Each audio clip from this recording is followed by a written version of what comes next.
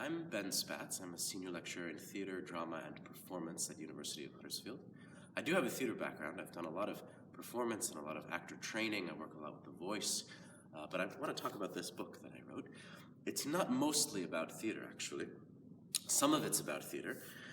The middle section is about theater, but what this book is really about is the body and all of the different kinds of knowledge that we have in the body.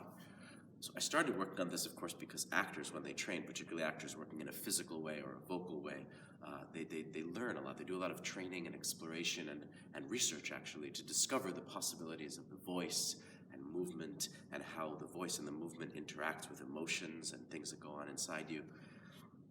But the book then expanded beyond that. So it looks at embodied knowledge in a lot of different areas. It looks at particularly, let's say, 3 domains: physical culture, performing arts, and everyday life. So physical culture is all kinds of exercise and sport and fitness. And in this book, I look a lot at postural yoga, which is this kind of yoga that's very familiar today, but it's a fairly recent invention.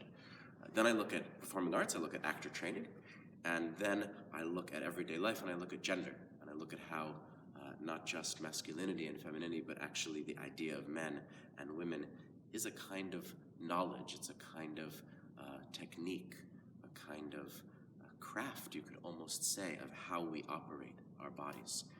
The book has some philosophical grounding in the beginning that's quite dense. At the end, it talks about how this all fits into the university and maybe the future of the university.